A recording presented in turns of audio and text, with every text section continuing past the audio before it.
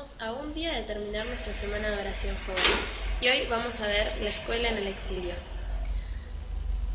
El pueblo de Israel en la Biblia muchas veces fue exiliado y muchas veces tuvo que salir de su tierra prometida, del lugar donde estaban cómodos, y ellos no entendían bien por qué, porque era el pueblo elegido de Dios, no se suponía que tuvieran que estar en el exilio.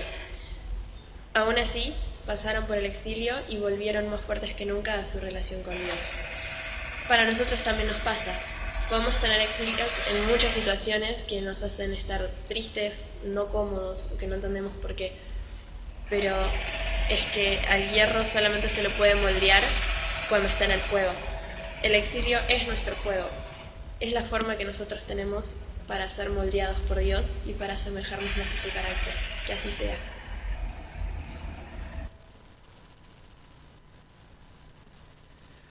Muy buenas noches a todos. Llegamos cansados al fin de semana. Vamos de vuelta. Buenas noches a todos. Feliz sábado. Qué alegría poder estar en la casa de Dios, adorando en este su día santo. Sin duda que hemos tenido tal vez una semana laboral, puede haber sido una semana difícil, puede haber sido de repente una semana tal vez un poco más liviana, pero lo importante es que el Señor ha inventado este espacio de tiempo, ha creado este espacio de tiempo para que nosotros podamos descansar. Y la verdad, muchas veces uno se pone a pensar, ¿qué sería de nuestra vida si no descansáramos en su día santo? ¿Qué estaríamos haciendo en este momento?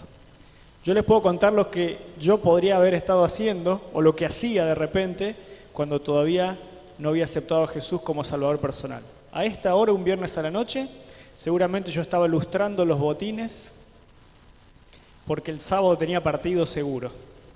Jugaba en un equipo de fútbol, allí en las inferiores de un equipo de fútbol, así que el sábado era preparar los botines, las vendas, la utilería, el bolsito, porque el día siguiente venía el partido. Tal vez mañana pueda contar alguna experiencia en relación a ese tema que es muy interesante, cuando el Señor me llamó para poder seguirle de todo corazón. Como dijo Vera, tenemos algunos saluditos, gente que nos está siguiendo en la web, y no queremos olvidarnos de nadie, por eso todas las noches trato de anotar, pero después en medio de tantas anotaciones por ahí uno se olvida. Vamos a empezar por una persona, o una familia, mejor dicho, que me olvidé anoche. La familia Pastori, ¿sí? Marian, Banda y Elio Pastori, de allí de la ciudad de Paraná. Anoche tenía que saludarlos, me olvidé, así que un fuerte abrazo.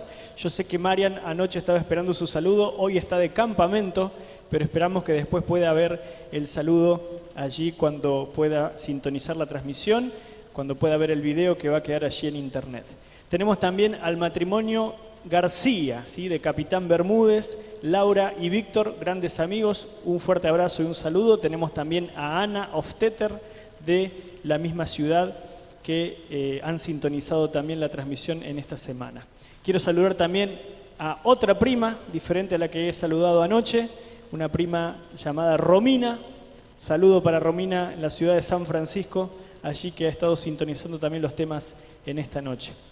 Tengo también para saludar, tengan paciencia porque tengo varios aquí, al matrimonio Lavay, ¿sí? Gabriel y Heidi, ¿sí? Grandes amigos también, y un saludo especial para su hijo, su único hijo, Axel, que el 1 de octubre va a estar entregando su vida al Señor a través del santo bautismo, así como nosotros mañana aquí vamos a tener un bautismo, así que un fuerte abrazo para Axel allí, que va a entregar su vida al Señor. También tenemos algunos amigos que han estado sintonizando, Joaquín Rodríguez, Nicolás de Carlo. Quiero saludar también de manera especial a un amigo, ¿sí? Que está en Estados Unidos. Recién justamente me estaba mandando unos mensajes cuando aprovechábamos el momento allí para mandar el link. Sebastián Jiménez, ¿sí? Sebastián Jiménez. ¿Tienen algo en común con el pastor de su iglesia? Sí, tienen el mismo apellido. ¿Por qué? Porque es el hermano de él, ¿sí? El hermano del pastor Adrián, Sebastián Jiménez, que estuvo sintonizando también la transmisión durante la semana. Ahora él está en el Camporí, en la Unión del Lago, allí en Chicago. Así que un fuerte saludo para ellos y para todos los chicos que están allí participando también del Camporí. Tenemos también un saludo más Mi papá, que es bastante cibernético él y anda mandando el link para todos lados, le ha mandado el link a una hermana, una señora llamada María, que es de Canadá. En realidad, vamos a aclarar, no es de Canadá, vive en Canadá, tengo aquí los datos, vive en Montreal, pero ella es de origen libanesa y por causa de la guerra se trasladó hacia Canadá. En la semana él le pasó el link y ella estuvo sintonizando también las predicaciones. Así que un saludo, hermana María, que nos está también sintonizando por la web. Creo que eso es todo. No hay más. Porque ¿saben lo que pasa, no? Yo termino de predicar y me empiezan los reclamos. No me saludaste, te estaba sintonizando, así que trato de anotar para no olvidarme nada. Muy bien, vamos al tema entonces de esta noche. Y para eso quiero introducir el tema de esta noche, el desierto del exilio, mostrándote una imagen que seguramente debes haber visto hace un par de días atrás, porque esto se publicó el día 1 de agosto en algunos diarios aquí en Argentina y algunos portales también del mundo.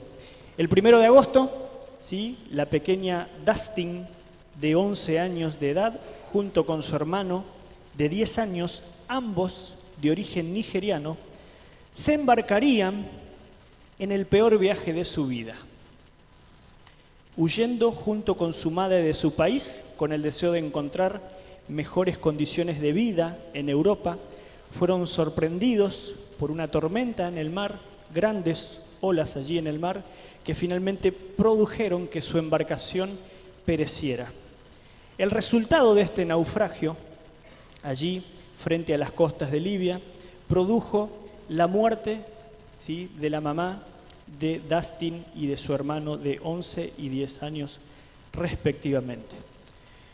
El fotógrafo que logra esta imagen, que es una imagen verdaderamente desgarradora, demuestra allí, ¿no?, el llanto, el dolor de estos niños, tal vez por perder a la persona más importante, ¿no?, de su vida.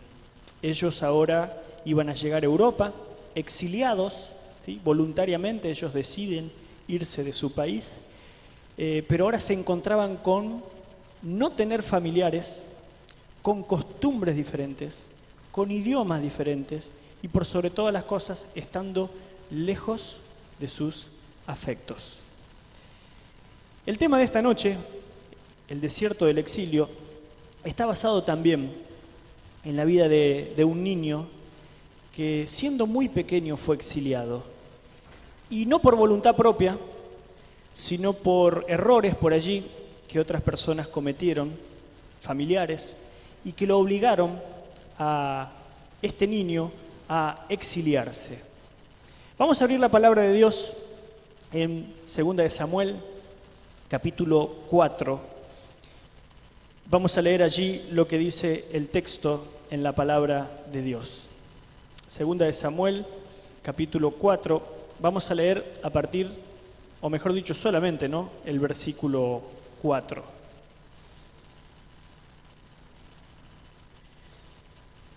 Dice el texto lo siguiente: y Jonatán, hijo de Saúl, tenía un hijo lisiado de los pies. Tenía 5 años de edad cuando llegó de Jezreel la noticia de la muerte de Saúl y Jonatán, y su nodriza le tomó y huyó. Y mientras iba huyendo apresuradamente, se le cayó el niño y quedó cojo. Su nombre era Mefiboset. La historia de Mefiboset, un niño de 5 añitos solamente, pensemos, ¿no?, 5 años, por allí capaz que tenemos algún hermanito de esa edad, algún sobrino o algún conocido, 5 añitos, edad para estar en el jardín, ¿sí?, representa la historia de un niño que en cuestión de segundos su vida cambia totalmente. Su abuelo era Saúl y su padre era Jonatán. Y de Saúl algo hablamos esta semana y de los errores que él cometió. Ahora es interesante porque la Biblia dice que Saúl era un joven bien parecido y tenía características muy interesantes que no mencionamos en el sermón anterior. Hay una característica que él dice que él era un poquito más alto que el resto del pueblo, ¿sí? Y él reinó, ¿sí?, en Israel 42 años. Y en esta semana, cuando analizamos allí el desierto de la espera, vimos que Saúl cometió algunos errores en su vida. Entre ellos, no esperar la orden de Samuel los 7 días que tenía que esperar para que Samuel venga a bendecirlo. Ese fue el primer error. Y el segundo error, que se da unos capítulos más adelante allí en la historia, relatan cuando él tenía que ir a Amalek y tenía que destruir a todo el pueblo y tenía que matar inclusive a todos los animales, pero dice la palabra de Dios que él trae con vida al rey Agag y además trae lo mejor de los animales. Ahora, mientras todo esto acontecía allí con el reinado de Saúl, Mefiboset, su nietito, que vivía en el palacio del rey, no se daba ni por enterado de estas cosas, porque era un niño que no entendía acerca de reinados, no entendía acerca de política. ¿Qué hace un niño de 5 años? Juega, se divierte, come. Y la particularidad de Mefiboset es que él vivía, yo calculo allí, siendo nieto de Saúl, en el palacio del rey. Así que corría de repente allí por las galerías, iba a jugar al jardín. Pero un día empezó a correr la noticia, hoy correría mucho más rápido, ¿no? Tal vez a través de Twitter, de Facebook, de un WhatsApp, de que su abuelo Saúl había muerto. Pero además, en la misma batalla, había caído también su padre, Jonatán, y dice la palabra de Dios que en esa batalla también murieron 2 de sus tíos, Abinadab y Malquisúa. Ahora es interesante cómo muere Saúl, porque él sale a la batalla y dice que un arquero lo alcanza con una flecha y él queda malherido. Entonces él va a su cochero y le dice, por favor, mátame. Pero su cochero no se anima a hacer eso con el rey. Entonces agarra su espada y se tira sobre su propia espada, quitándose la vida. Cuando esta noticia llega al palacio, el rey ha muerto, la nodriza sabía que ese niño estaba en peligro. ¿Por qué estaba en peligro? Porque en la antigüedad se acostumbraba de que no solamente se mataba al rey, sino que era necesario matar a toda la familia. Porque si bien ese niño era un niño indefenso, era una potencial amenaza para el reinado. Porque Mefiboset en algún momento sin duda iba a crecer. Y podía llegar a sublevarse contra el rey actual y tomar el reino. Entonces, esta nodriza, sabiendo de que esto podía llegar a suceder, agarra a Mefiboset y sale corriendo. En la desesperación sale corriendo. Imagínense la escena, es tremenda, ¿no? Entra corriendo, ¿dónde está Mefiboset?, dice ella. Está jugando por allá en el jardín. Entonces la nodriza, me voy a chocar esto, ahí está. La nodriza corre, sin decir nada, agarra al niño, agarra un bolsito, mete un par de ropa y empieza a correr y a huir. Pero con tanta desgracia, con tanta mala suerte, que tropieza. Y el niño cae y queda lisiado. Ahora, la historia de Mefiboset representa la experiencia de muchas personas que tienen que pagar consecuencias por errores ajenos. Niños que sufrieron la separación de sus padres y que quedaron de repente traumados con heridas que son muy difíciles de reparar. Niños cuyos padres de repente, o su padre a lo mejor era adicto a las drogas, o era violento en el hogar, y van quedando con traumas allí que son muy difíciles de superar. Niños de repente que han sido abusados sexualmente y cargan con ese estigma durante un tiempo. los errores de otros muchas veces afectan a personas inocentes. Y tal vez nosotros en esta noche podemos sentirnos parte de eso. Podemos sentirnos como Mefiboset. Podemos llegar a decir, cuando yo era chico me pasó esto. Y si bien yo ya lo he superado y he pasado por diferentes circunstancias en mi vida y la esperanza está en mi corazón, hay una herida por allí que no cierra. Puede haber algún rencor, puede haber alguna situación allí que aún está sangrando. A lo mejor está alojada allí en algún lugar de nuestra mente y no nos damos cuenta, pero está allí, latente. Y es un error suponer que las decisiones que nosotros tomamos en la vida solamente nos afectan a nosotros. A veces nosotros decimos, esto es mi vida y yo con mi vida hago lo que quiero. Mucho cuidado, porque mi decisión, si yo sufro, automáticamente yo hago sufrir a mi entorno. Saúl, cuando pensaba en todos los errores que cometió en su vida, desoyendo la palabra de Dios, no pensaba en las consecuencias que podía de repente generar en Mefiboset.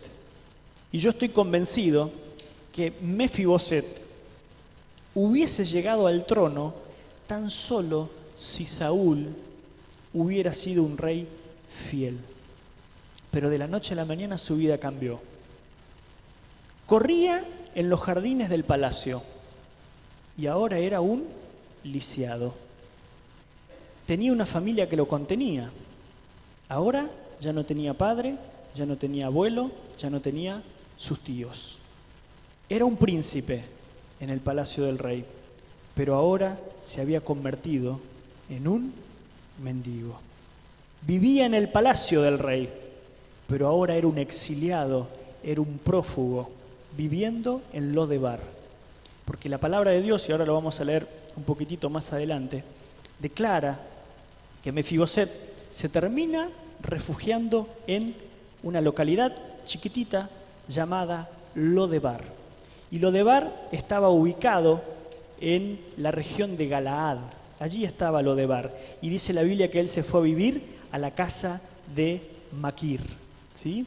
Ahora es interesante lo que significa la palabra Lodebar, ¿sí? Porque estamos hablando del desierto del exilio. Hay dos significados que puede tener la palabra Lodebar, este lugar donde él fue a vivir. Uno de los significados es un lugar sin pasto, sin vegetación.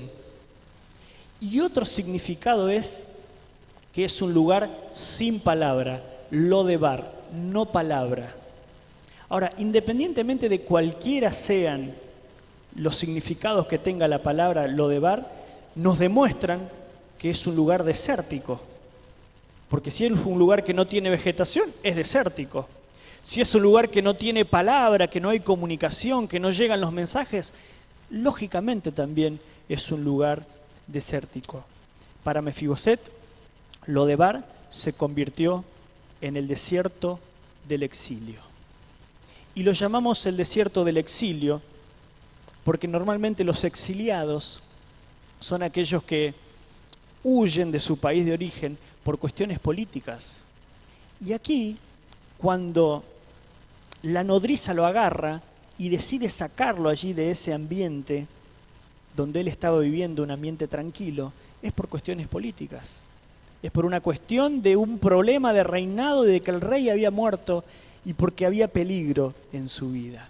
Ahora, yo no pude encontrar la distancia precisa que existe desde Jerusalén a Lodebar, pero más o menos, sacando un cálculo allí, viendo a escala el mapa, está aproximadamente a unos 150 o 200 kilómetros más o menos desde Jerusalén a Lodebar.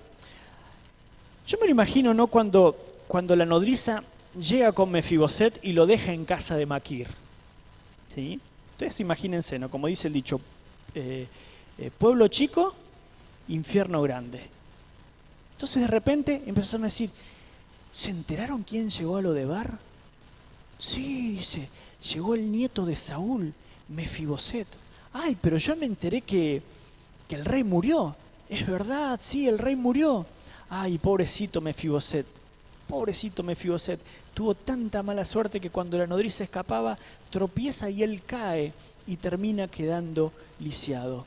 Ahora, Mefiboset empezó a cargar el peso de ser un huérfano y cargar la vergüenza de todo ese pequeño pueblo. Y de paso, es tan interesante esta historia que la palabra Mefiboset significa el que esparce vergüenza. El que esparce vergüenza. Yo te quiero preguntar en esta noche, ¿alguna vez sentiste vergüenza de vos mismo? ¿Sentiste vergüenza por alguna situación que estás padeciendo y que ni siquiera es culpa tuya? Me avergüenza esta situación que estoy pasando. Me avergüenza que mi familia sea así. Me avergüenza que mis amigos sean así. Me avergüenza esto de mi vida. Mefiboset con tan solo 5 años tenía que cargar la vergüenza de una vida cargada de errores que ni siquiera él mismo había cometido. Mefiboset podemos ser cada uno de nosotros. Y hay algo que nosotros es vital que aprendamos. Es vital. Y es que esta vida en la cual nosotros vivimos es una vida injusta. Muchas veces he escuchado muchas personas decir, ¿por qué me pasa esto en la vida? ¿Por qué me pasa esto en la vida? ¿Y saben cuál es la respuesta a veces que nosotros damos? No te preocupes, seguramente es un plan de Dios. Y es verdad que Dios a veces planifica de maneras que nosotros no esperamos. Pero es muy difícil atribuir un plan de Dios a una catástrofe. ¿Cómo yo le digo a una persona que fue violada que eso era plan de Dios? ¿Cómo yo le digo a una persona que el plan de Dios era que Mefiboset se cayera y se fracturara allí sus piernas? El plan de Dios era que él llegara al reino. El plan de Dios era que Saúl sea fiel y que entregara el mandato allí a su familia. Entonces, eso no quiere decir que de los errores que a veces nosotros cometemos y de las injusticias que vivimos en este mundo de pecado, Dios se puede encargar de sanar esas heridas y de ir encauzando las situaciones que nos van pasando.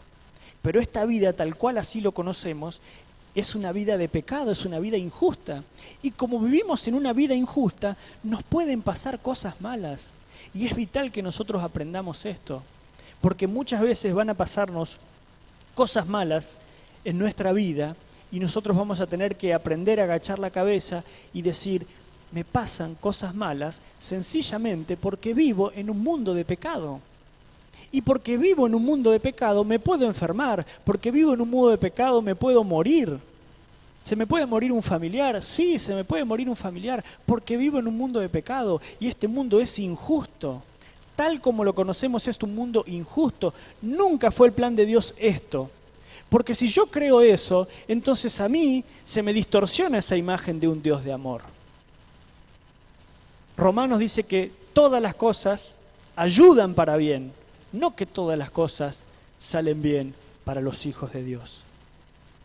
Pasaron los años y había un pacto, y es muy interesante este pacto, porque Jonatán hace un pacto con David, un pacto de amigos, pero además, en el medio de la persecución que Saúl estaba haciendo con David, David hace un pacto con Saúl. Y él le dice en 1 Samuel 24, júrame, versículo 21, júrame pues ahora por Jehová que no destruirás mi descendencia después de mí, ni borrarás mi nombre de la casa de mi padre.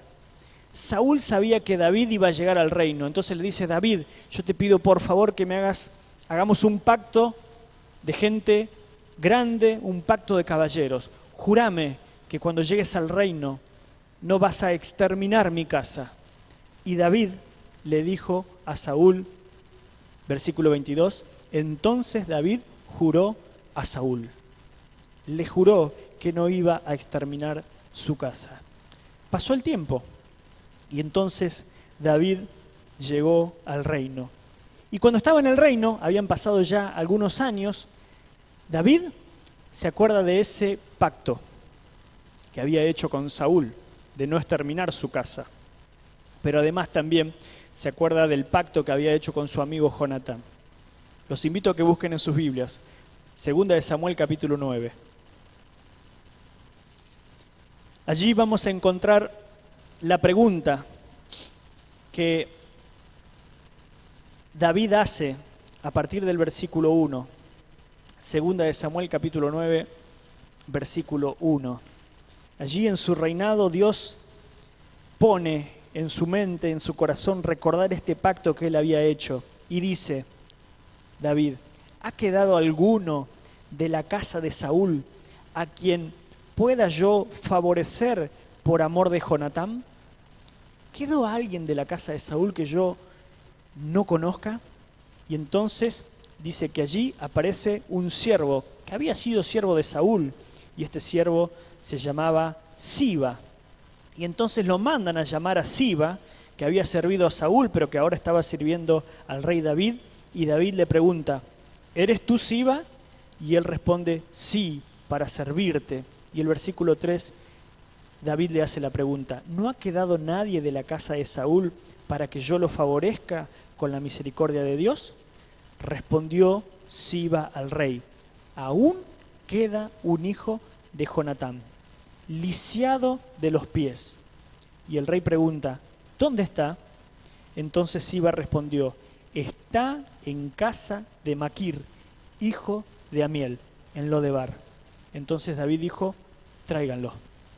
Vayan a la casa de Maquir, hijo de Amiel, y tráiganlo. Ahora, David no conocía la historia de Mefiboset, porque no sabía que había un sucesor allí del reino. Entonces yo estoy seguro que a David le empiezan a contar la historia de este niño de 5 años. Y le empiezan a contar todo lo que él había padecido. Y entonces David se enternece en su corazón por la historia de Mefiboset. Ahora, imaginémonos la escena. Mefiboset ya era grande. No sabemos cuántos años habían pasado, pero dice la Biblia que él ya tenía un hijo, que se llamaba Micaía. ¿Sí? Ya tenía un hijo, dice la Biblia. Entonces ya había crecido, ya no era un niño de 5 años, pero él seguía lisiado. Entonces de repente un día se acercan los siervos de David, ¿sí?, a Lodebar, a la casa de Maquir, y golpean la puerta. Ya en el pueblo se rumoreaba que algo pasaba, porque llegaron los carruajes del rey a la casa de Maquir. Entonces toda la gente empezó a decir: mirá, los sirvientes de David, ¿qué estarán haciendo por aquí? Y van directamente a la casa de Maquir. Y sale Maquir de repente, me imagino, ¿no? Y pregunta: venimos a buscar a Mefiboset. Y aparece allí Mefiboset en escena y le dicen: ¿sabes qué? El rey te está mandando a llamar, vení. ¿Qué hubieran hecho ustedes? Siamo fuori, ¿no? Correr no podía, pobre Mefiboset. Pero el miedo. Viene allí los sirvientes y dice: ay no, yo que estaba tranquilo acá en el desierto, en Lodebar, y ahora aparecen estos, me vienen a matar. Finalmente van a poner fin a todo el linaje de Saúl. ¿Pero acaso David no se da cuenta que yo no le puedo hacer nada, que soy un pobre lisiado? Ahora yo me imagino que Mefiboset razonó y dijo: bueno, si yo me niego a ir, de todas maneras va a venir el rey acá y me va a liquidar, porque no me puedo ir a algún lado. Ahora, si yo decido ir, capaz que de repente algo sucede.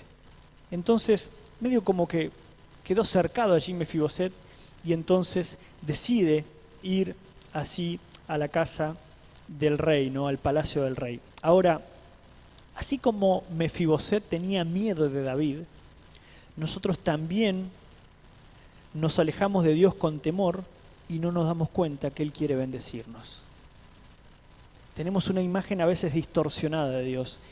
Mefiboset tenía una imagen distorsionada de David. Pensaba que era un rey malo y pensaba que lo quería matar. Y eso hacía de que él tuviera temor a acercarse. ¿Y cuántas veces nosotros hemos tenido, después de haber cometido un error, hemos tenido temor a acercarnos a Dios? Porque pensamos que algo nos va a pasar. Sigue diciendo el texto bíblico, versículo 6. Al llegar Mefiboset, hijo de Jonatán, hijo de Saúl, ante David, se postró sobre su rostro e hizo reverencia.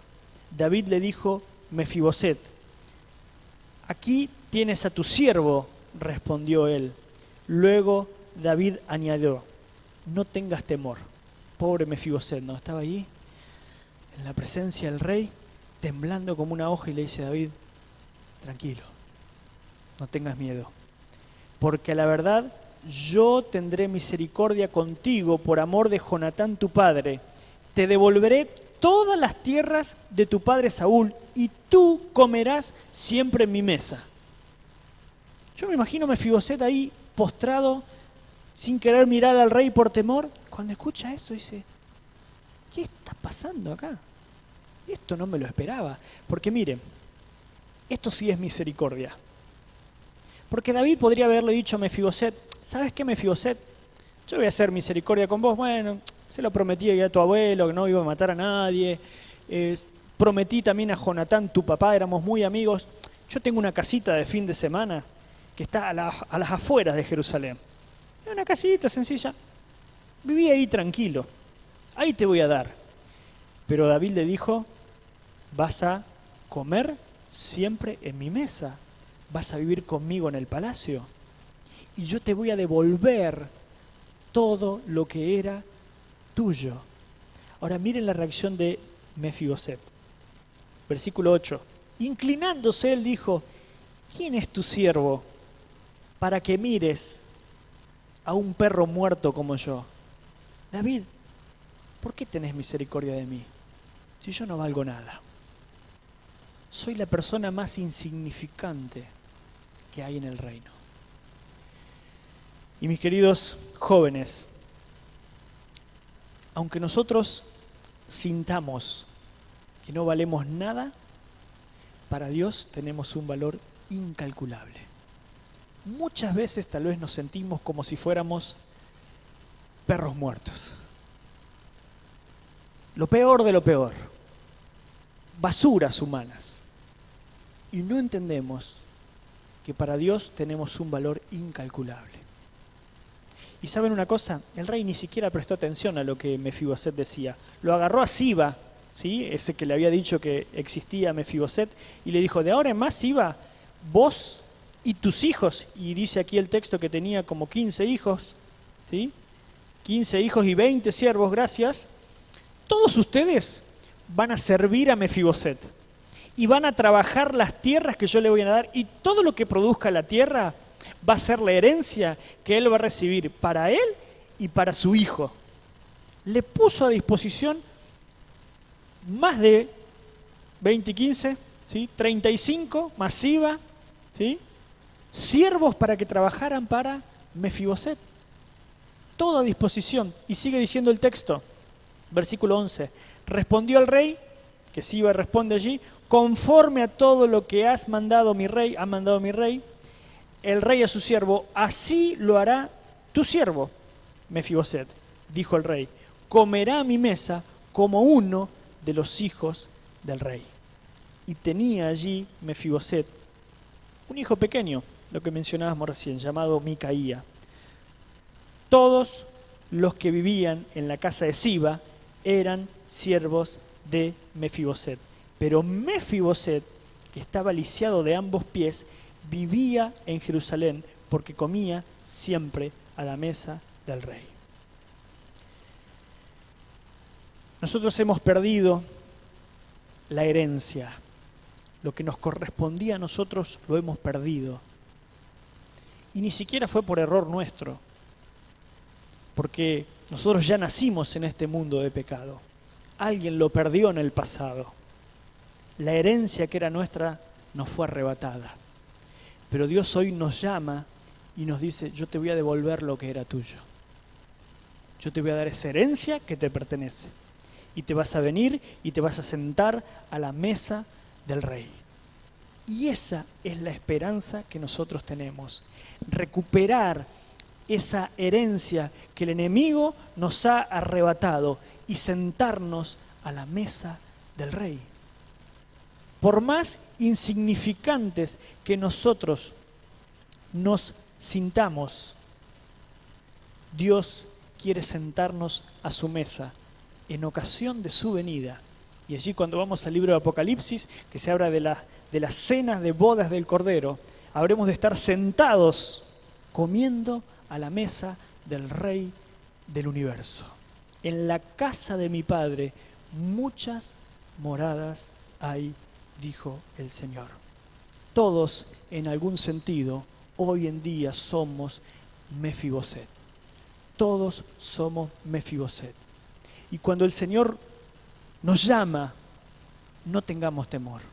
Porque cuando el Señor nos llama, es para entregarnos eso que nos pertenece, pero que por errores de otros nos fue arrebatado.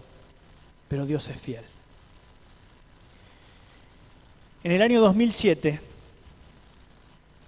sucedió un hecho que marcaría la vida de Jerónimo. Ese mismo año él cumplía 9 añitos, jovencito allí, chiquitito, y la madre decide inscribirlo en el Instituto Adventista de Paraná. Al terminar el año 2007, él estaba contento de su nueva escuela y de los nuevos amigos que había logrado. El domingo 16 de diciembre de ese año había pasado un lindo día en familia, junto allí a sus padres y a sus tíos. Al caer la tarde, él vuelve a su casa paterna y se lleva también a un primo y se quedan allí un rato en su casa jugando y haciendo algunas cosas. Mientras ellos jugaban, Jero, ¿sí?, y su primo en la sala, en la habitación de los padres estaba sucediendo algo que era impensado. De repente llega el abuelo paterno de Jero, entra de golpe a la habitación y se dirigen allí a la habitación de los padres. Jero, asustado junto con su primo, su padre, un tío también estaba llegando allí al lugar, entran allí a la habitación y Jero puede observar que su mamá estaba tendida allí en el suelo e inmediatamente, para que él no sea impresionado por esa situación, deciden sacarlo de aquel lugar y lo llevan a la casa de un vecino. Pasan algunas horas, lo recogen de la casa del vecino y se lo llevan a la casa de sus abuelos. Y en la casa de sus abuelos, el padre viene y le dice lo que él ya se imaginaba. Su mamá había fallecido. En ese momento, bueno, él cuenta que se le generó un dolor muy grande, haber perdido tal vez al ser más importante de su vida. Se queda viviendo allí en la casa de los abuelos, pero a él le empieza a llamar la atención que empiezan a pasar los días y ya no tenía contacto tampoco con el padre. Y los días se transformaron en semanas y las semanas se transformaron en meses y pasaron aproximadamente unos 3 meses y él preguntaba: ¿dónde está mi papá? Y solamente recibía respuestas que no lo convencían a él. Ya lo vas a ver, tranquilo, está haciendo sus cosas, ya va a venir, no te preocupes. Fue tanta la insistencia, hasta que finalmente se enteró que quien había puesto fin a la vida de su mamá había sido su papá. Y en ese momento él estaba ya encarcelado, esperando ser enjuiciado. Hablando en esta semana con él por teléfono y recordando allí los detalles de este incidente tan doloroso, él me decía: Cape, yo en un día perdí a mi papá y a mi mamá, en un mismo día. Mi mamá ya no estaba y mi papá ahora en la cárcel. Se fue a vivir a la casa de sus abuelos maternos y eso se convirtió prácticamente en su Lodebar, en su desierto, porque si bien estaba medianamente contenido, había un gran conflicto entre familias y él quedó en el medio de esos conflictos. Los abuelos maternos diciendo cosas contrarias hacia su padre y hacia los otros abuelos. Él no podía tener contacto con sus abuelos paternos y la verdad que él verdaderamente lo pasó muy mal. Hasta que llegado un momento él crece, van pasando los años y decide tener contacto, rompe esta restricción que le habían puesto y decide tener contacto con sus abuelos paternos. Y él me decía a mí, Cape, para mí fue tremendamente difícil. Fue tremendamente difícil porque me trataban de traidor y yo quería tener contacto con mis abuelos porque yo a ellos los aprecio, los quiero y me trataban como si fuera un traidor y se le generó una lucha allí muy grande. En el año 2012, cuando yo llego a Paraná, conozco de esta situación y me toca predicar en la primera semana de oración allí en el Instituto Adventista de Paraná. Y en esa oportunidad, uno de los temas que tratamos fue el tema de la segunda venida. Y yo me acuerdo que proyecté un video que hablaba acerca de las señales de la segunda venida. Era un video bastante fuerte, por así decirlo, ¿no?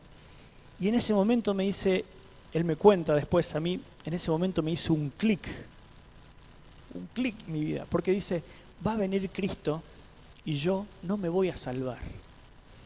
Entonces empezó primero a orar en su casa y a leer la Biblia solito allí en su casa. Pero después fue pasando el tiempo y este deseo empezó a crecer tanto que pide ser bautizado. Pero antes de ser bautizado, lógicamente tenía que estudiar la Biblia. Y así que allí empezó a estudiar la Biblia con una compañera, con Marian, que la saludábamos hoy al inicio del programa, la saludábamos aquí. Él empieza a estudiar la Biblia y empieza a asistir esporádicamente a la Iglesia Central de Paraná. Muchos profes y personal en más de una oportunidad pasamos por la casa de los abuelos de Jero a buscarlo y a llevarlo a la iglesia y volver nuevamente y dejarlo en su casa. Pero en muchas oportunidades también Jero me decía, no vengas a la casa, espérame a media cuadra, porque tal vez a mis abuelos no les gusta. Fue pasando el tiempo y este deseo empezó a crecer muy grande en su vida. Llegó el año 2015 y para eso a mí ya me trasladaron para aquí, para Buenos Aires, pero el actual capellán, el pastor Bruno Flores, continuó allí con los estudios bíblicos. Y para final del año 2015, ¿sí? Del año pasado, por el mes de noviembre del año 2015, Jero acepta ese llamado a salir de Lodebar, a salir de ese desierto del exilio espiritual que él estaba viviendo y entrega su vida a Jesús a través del bautismo. Y tenemos una imagen allí para que ustedes puedan conocer quién es Jero, ¿sí? La verdad que es un valiente, una persona prácticamente inquebrantable. El día martes yo lo llamé por teléfono a él y le dije, Jero, yo quiero contar tu testimonio, porque tu testimonio creo que va a ser determinante en la vida de muchas personas, creo que va a cambiar la vida de muchas personas. Y yo tenía miedo, ¿no? Porque es un testimonio fuerte. Tenía miedo que él no quisiera que yo contara estas cosas y él me decía que no, yo lo iba a entender. Pero él, la verdad que yo por teléfono le dije, Jero, la verdad que te admiro, sos un capo, le digo, porque él me dice, Cape, yo esperaba que alguien contara mi testimonio. Porque es más, cuando yo veo que alguien está pasando por dificultad, por necesidad, yo le cuento acerca de mi vida. Y le digo lo que Dios hizo en mi vida. Y yo sé que mi testimonio le ayuda a muchas personas. Así que ahí me dice, si querés anotar, yo te voy a dar algunos detalles. Y me empezó a contar todo esto que yo les conté, que con lujo de detalles yo traté de anotar para ser lo más fiel posible y poder transmitírselo en esta noche. De paso, Jero, si estás mirando allí por internet, la verdad que te admiro la fortaleza física, sos un hombre de Dios que te pudiste reponer a esta situación difícil. Aquí no terminan los milagros, porque él tenía el deseo de ir a la UAP, pero ¿de dónde sacar los recursos para ir a la UAP? Y él prácticamente ya se había inscrito allí en la UCA, allí en la Universidad Católica en Paraná, pero era tal el deseo y tal las ganas que él tenía de ir a Paraná, que dice, yo le voy a decir a mis abuelos que me quiero ir a la UAP, me quiero ir a estudiar allá.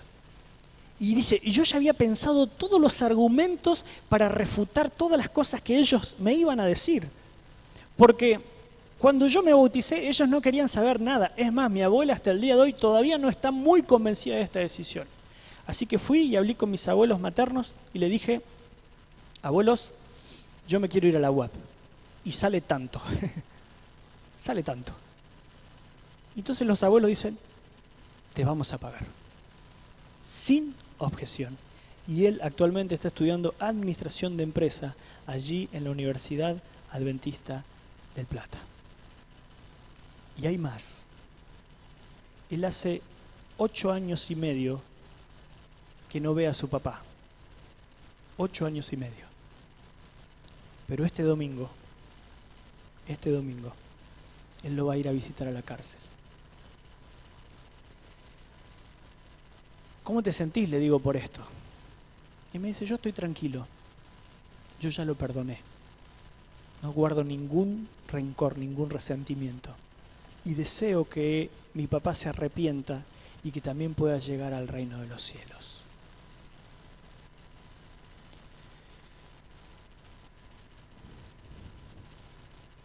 El papá fue condenado a 25 años de prisión. 25 años. Y después de 8 años y medio, él se va a encontrar con él. Oremos por Jero. Oremos por lo que va a pasar este domingo. Y oremos para que el Señor siga mostrando en su vida el poder que Él tiene. Porque la fortaleza que ha adquirido este muchachito, adolescente, joven, allí, es verdaderamente impresionante. Dios nos está llamando a que podamos salir de Lodebar, para que podamos aceptar este llamado que Él nos ha hecho para sentarnos en la mesa del Rey.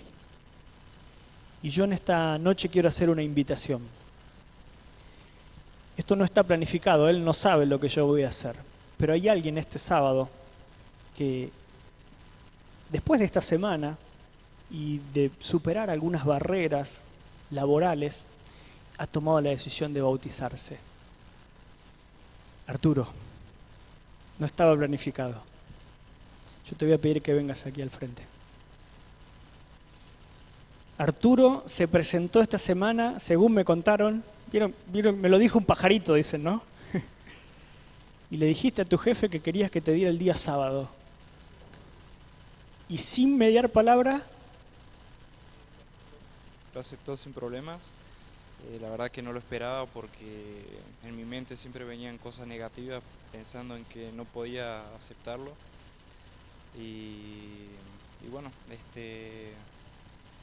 gracias a Dios hoy en la mañana pude orar y pedir para que Dios pueda entrar en su corazón y bueno, pueda entender mi situación. Y así fue que después de finalizar mi trabajo, al mediodía, pedí hablar con él, nos fuimos a la galería y bueno, le dije que tenía algo muy importante para hablar con él, que para mí era muy importante, un asunto muy importante. Entonces él me dijo qué era. Le dije que, bueno, era sobre mi religión, sobre mi doctrina.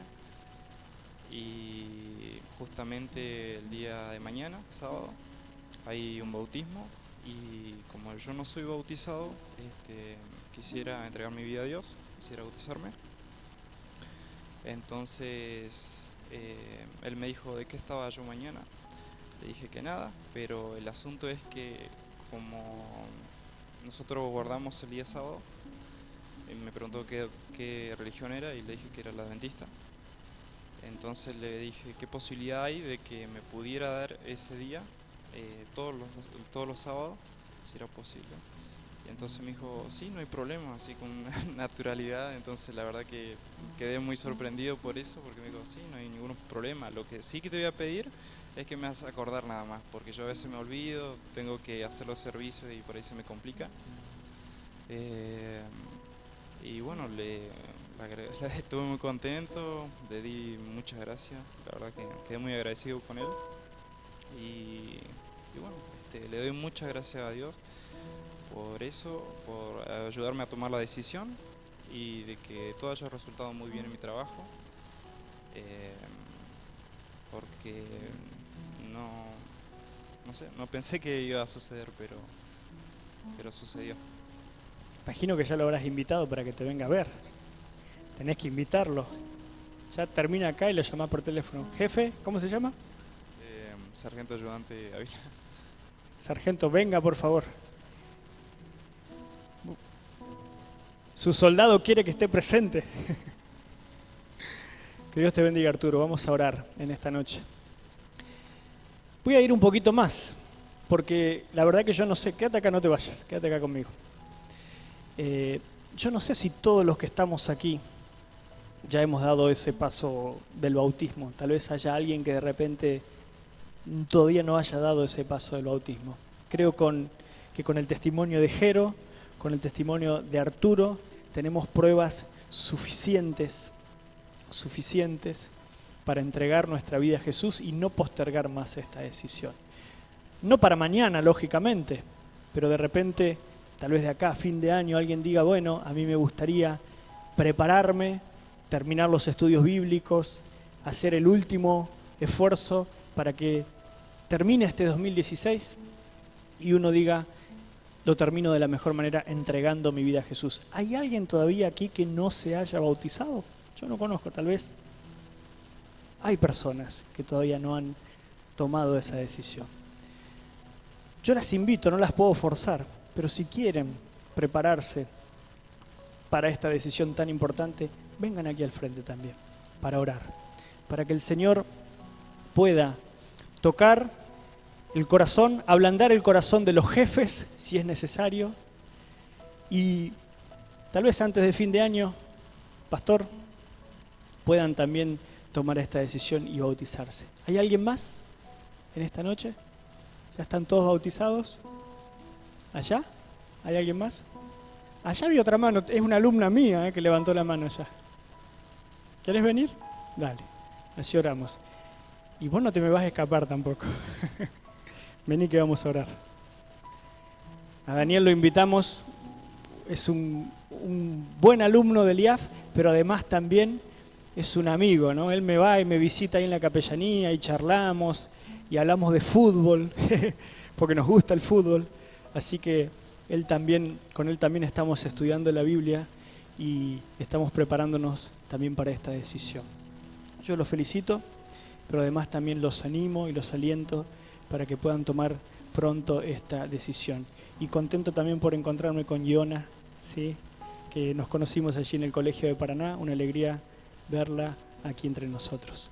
Vamos a inclinar el rostro y vamos a orar. Querido Padre que estás en los cielos, queremos darte gracias, Señor, porque tú eres un Dios maravilloso, porque tu misericordia, Señor, es para siempre y porque sigues transformando nuestras vidas. Te pido, querido Padre, que puedas bendecir la vida de estas personas que están acompañándome aquí en la plataforma en esta noche. Que ellos puedan, Señor, tomar la decisión pronto, que no posterguen este llamado que tú estás haciendo a salir de Lodebar, para que nos preparemos, para que podamos sentarnos a la mesa tuya y podamos servirnos ese banquete que tú habrás de preparar para cada uno de tus hijos. Llénanos, Señor, de tu Espíritu Santo y bendícenos. Y permite también que mañana, en la ceremonia bautismal que vamos a tener, podamos disfrutar a través del poder de tu Espíritu Santo. Te lo pedimos sin merecerlo. En el nombre de Jesús. Amén.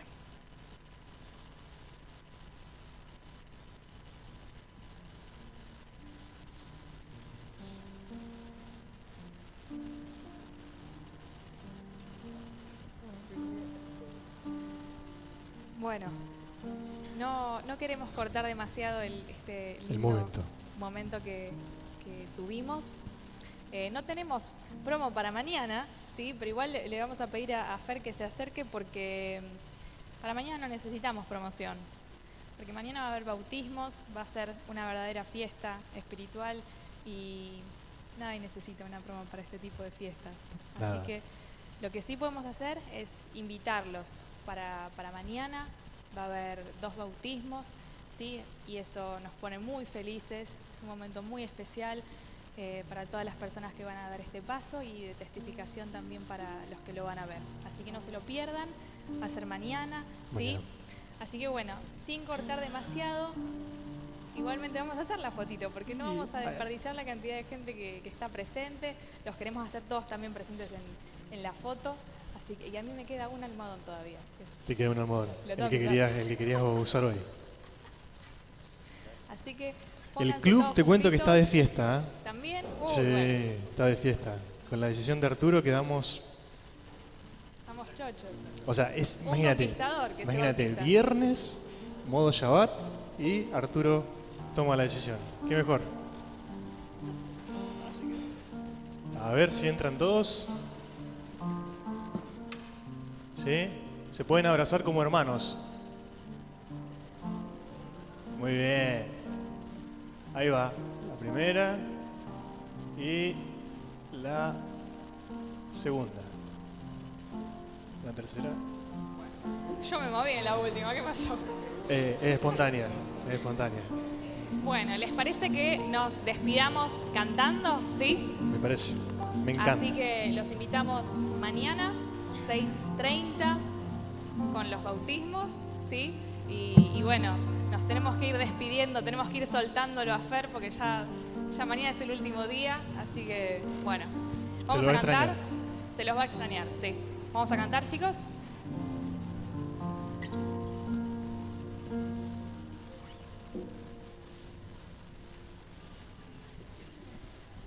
Los invitamos a ponerse de pie.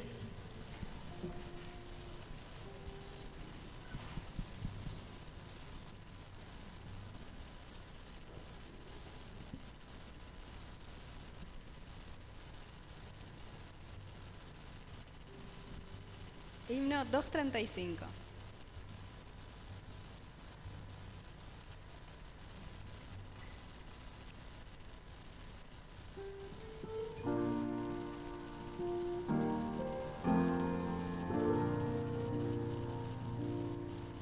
Si no puedes luchar, si no sientes hoy paz, si en tu vida no encuentras sentido,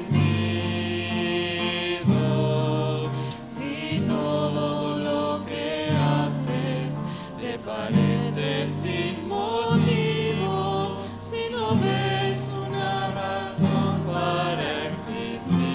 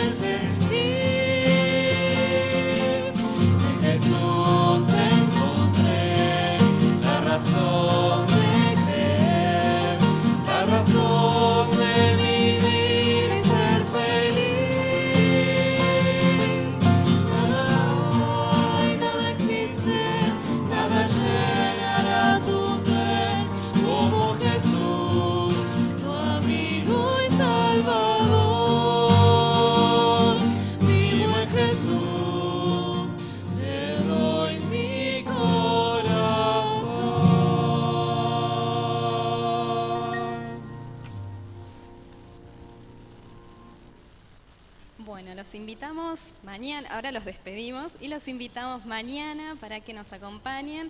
Y recuerden que mañana a la noche termina la Escuela de Desierto con una hermosa fiesta que es el bautismo, así que los esperamos.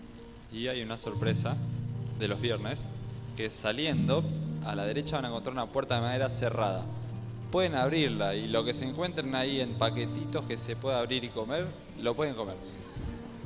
Feliz sábado.